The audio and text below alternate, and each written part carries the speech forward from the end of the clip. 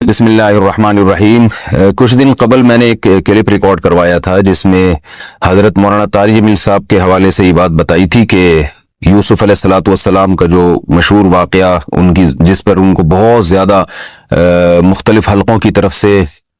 تنقید کی گئی ہے ان کے اوپر، تو میں چونکہ یوٹیوب پہ بعض دفعہ کمنٹس دیکھتا ہوں اور طلبہ نے جس غیر شائستہ زبان سے ان کی توہین کی ہے وہ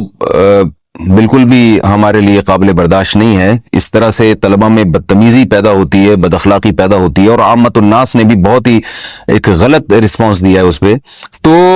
وہ کلپ جو میں نے ریکارڈ کروایا تھا اس میں نے جو میرا حاصل تھا پوری بحث کا، وہ حاصل یہ تھا کہ اگر کسی عالم سے غلطی ہو بھی گئی، ایک ایسا واقعہ انہوں نے بیان کر دیا جس کی یا تو سند نہیں ہے یا ہے تو ضعیف ہے، تو اس پہ آپ اگر غلطی پہ تنبیہ کرتے ہیں تو غلطی پہ تنبیہ کرنے کا بھی ایک طریقہ ہونا چاہیے، اور وہ طریقہ بھی ہم نے بتایا تھا، اور ہماری کیا حیثیت ہے، ہماری کیا اوقات ہے، ہم چھوٹے منہ بڑی بات، علماء سے جو ہم نے سنا ہے وہی بات ہم نے آگے نقل کی کہ اگر کسی سے غلطی ہوتی ہے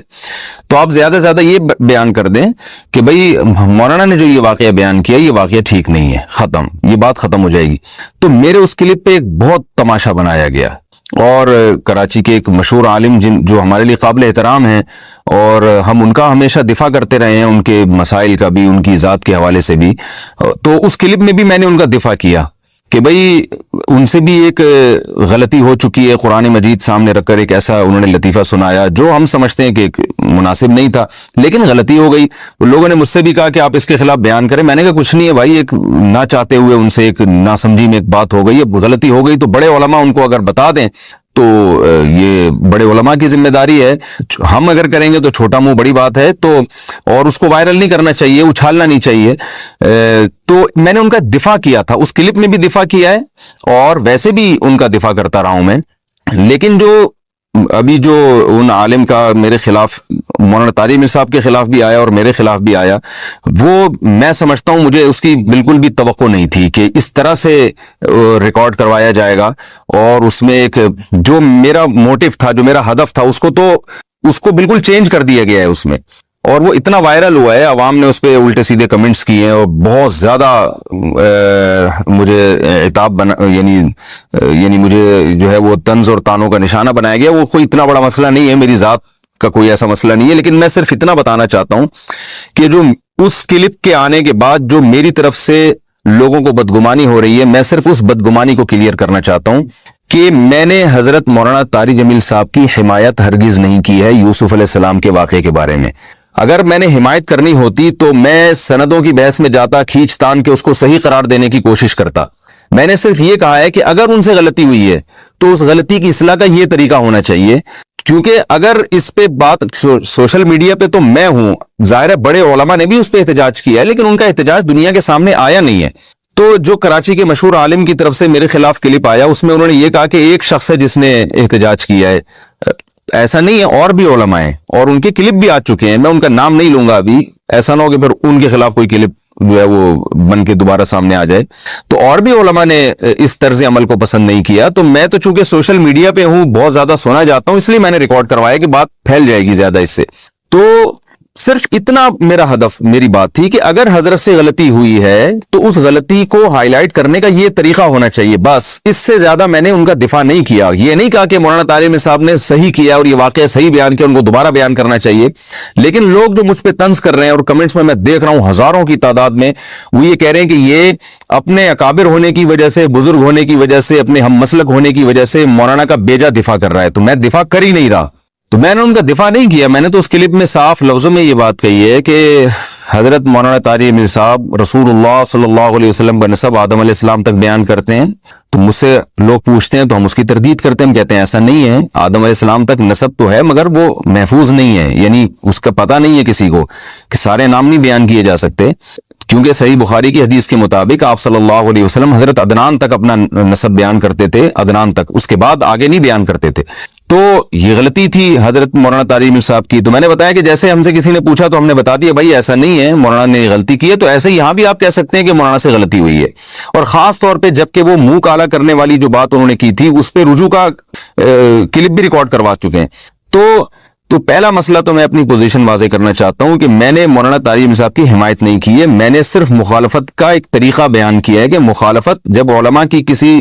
کوئی شخص آپ سے پوچھے کہ ان کی یہ رائے ہے تو آپ کی کیا رائے ہے، تو آپ یہ بتا دیں کہ میری یہ رائے ہے، میں اس رائے میں ان سے متفق نہیں ہوں، جو علماء کا ہمیشہ سے طریقہ رہا ہے، اس سے زیادہ اس کی ویلیو ہے نہیں اس مسئلے کی۔ دوسرا مسئلہ یہ کہ لوگ یہ بھی فورس کر رہے ہیں کہ جب مولانا طارق جمیل صاحب سے یہ غلطی ہوئی ہے تو وہ رجوع کا اعلان کیوں نہیں کر رہے،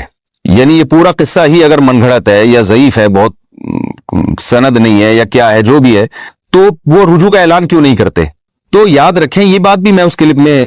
ریکارڈ کروا چکا ہوں کہ اگر اس طرح سے آپ رجوع کے اعلانات کروائیں تو یہ پھر اعلانات کا سلسلہ بہت طویل ہوگا، بہت سارے علماء اس کی لپیٹ میں آئیں گے، کیونکہ اس کا تعلق مسائل سے نہیں ہے۔ اگر کوئی ایسے روایت پیش کی جاتی جس کا فقہی مسئلے سے تعلق ہوتا تو عالم کو چاہیے کہ وہ رجوع کا اعلان کرے، کیونکہ لوگوں کے سامنے غلط مسئلہ جا رہا ہے۔ لیکن اگر ایسا نہیں ہے تو تاریخی روایتوں میں اس قسم کی غلطی پہ رجوع کے اعلانات نہیں کیے جاتے۔ تو ہمارا بھی کہنے کا مقصد یہ تھا کہ اگر مولانا طارق جمیل صاحب سے کوئی غلطی ہوئی ہے تو اس غلطی کو اس طرح سے ہائی لائٹ کر دیا جائے، آپ کی ذمہ داری پوری ہو گئی، بات ختم ہو گئی۔ تو چونکہ یہ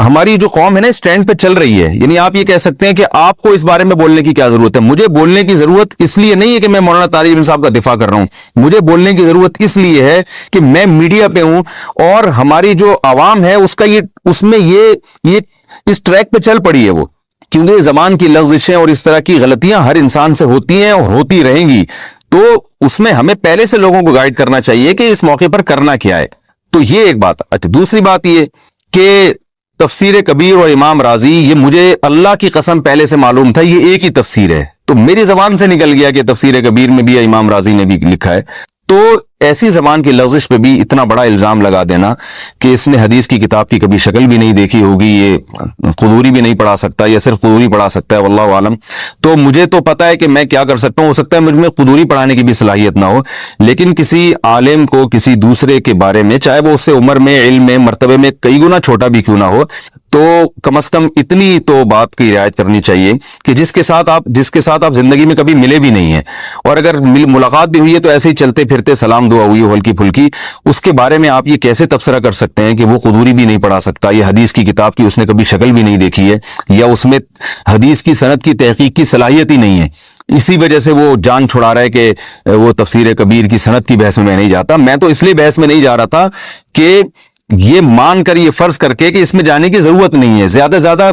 ضعیف روایت ہوگی، موضوع روایت ہوگی نا، اور کیا ہوگا۔ تو غلطی کو غلطی مان کر یہ بحث کو سمیٹنے کے لیے میں یہ کر رہا تھا، یہ مطلب نہیں تھا کہ ہم سند پر جو ہے وہ سند کی بحث میں پڑھنے کی ہمارے اندر صلاحیت ہی نہیں ہے، یا کسی حدیث کے بارے میں یا روایت کے بارے میں یہ تحقیق ہی نہیں کر سکتے۔ میرے رسالے موجود ہیں الحمدللہ، میرے علمی تحقیقات موجود ہیں، تو میں نہیں دعویٰ کرتا کہ میں کوئی بڑا عالم ہوں، میں یقیناً ایک طالب علم ہوں، اور شاید میرے اندر قدوری پڑھانے کی بھی صلاحیت نہ ہو۔ تو مولانا صاحب نے یہ تو اعتراف کیا کہ قدوری پڑھانے والا ہے، تو ہو سکتا ہے ہم بھائی قدوری بھی نہ پڑھا سکتے ہوں اور ایک معمولی سی کتاب بھی نہ پڑھا سکتے ہوں، لیکن میں پڑھا سکتا ہوں یا نہیں پڑھا سکتا، علمی صلاحیت ہے یا میں جاہل ہوں، یہ فیصلہ وہ شخص تو کر سکتا ہے جو میرے ساتھ رہا ہو، یا وہ عالم جن کا میرے ساتھ اٹھنا بیٹھنا ہو، جو کبھی مجھ سے زندگی میں ایک یا دو، وہ بھی اتفاقی ملاقات ہوئی ہو، وہ بھی چند سیکنڈ کی ہوئی ہو، تو وہ کسی کے بارے میں کیسے فیصلہ کر سکتے ہیں۔